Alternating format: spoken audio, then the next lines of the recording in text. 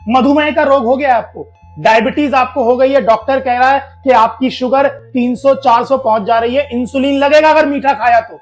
गरीब मीठा इसलिए नहीं खा पा रहा क्योंकि है ही नहीं पैसा, और आपके पास पैसा है परंतु आप मीठा इसलिए नहीं खा पा रहे हो क्योंकि रोग लग गया है। वो प्रकृति भेदभाव नहीं करेगी, आपका प्रारब्ध बिगड़ा हुआ है, आपके कर्म माड़े हैं, तो आप सुविधाएं उठा ही नहीं पाओगे। गरीब के घर में बिस्तर ही नहीं है, जमीन पे सोते हैं, आपके घर में शानदार बिस्तर है मगर पीछे की जो हड्डी है वो आपको दुख दे रही है। डॉक्टर के पास खर्चा करके जाते हो, डॉक्टर कहते हैं कि सख्त जमीन पे सोइए, तो आप सख्त जमीन पे सो रहे हो। पैसा तो कमाया, सुविधाएं नहीं उठा पा रहे हो क्योंकि ये कर्म, ये प्रारब्ध, ये आपके नाम की जो नकारात्मक गूंज प्रकृति में है, ये आपको सुविधाएं नहीं उठाने दे रही है। इसलिए कहा जा रहा है ईश्वर की शरण जरूरी है। आपके कर्म इतने शानदार नहीं है कि आप अकेले ही देवता बन जाओ।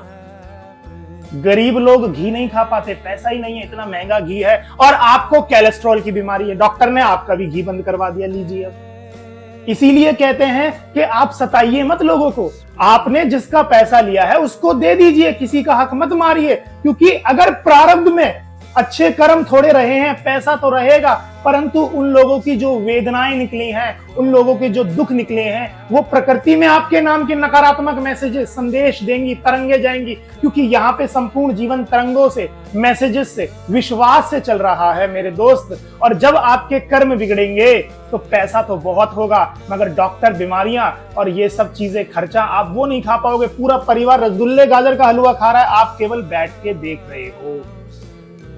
ये बीमारियां बार बार परेशान कर रही हैं, ये भी एक संकेत है कि आपका प्रारब्ध शानदार नहीं रहा। इसलिए ईश्वर की शरण जरूरी है। जब आप ईश्वर के चरण नहीं छोड़ते हो, ईश्वर की शरण में लेते हो, जब आप माफी मांग लेते हो, तब जब आप रोने लगते हो क्योंकि आपने रुलाया है इसलिए आप रो रहे हो, तो ईश्वर बड़ा कृपालु है। ईश्वर कहता है चलो अब रो रहा है, अब माफी मिल जाएगी, अब तुम्हारी शुगर 400 नहीं रहेगी, अब 150 रहेगी, चलो आप रसगुल्ले खा लो। और जब तक आप अपने अहंकार में जियोगे, ईश्वर को नहीं मांगोगे, प्रकृति को नहीं मानोगे, तो फिर आप अपने कर्मों का आपको मिलेगा, और आपके कर्म शानदार नहीं है। ये 1000 बीमारियां आपको बता रही है मेरे दोस्त। इसलिए लोगों को दुख मत दीजिए, अपने से गरीब लोगों को परेशान मत करिए, क्योंकि गरीबों का जो सबसे पहले साथ देता है वो श्री राम देते हैं। आप देख लीजिए, जब श्री राम खड़े होते हैं तब श्री राम के सामने आपका सामर्थ्य नहीं है, आप वहां मारे जाओगे अगर आप अधिपत्य जमाने की कोशिश करोगे मेरे दोस्त।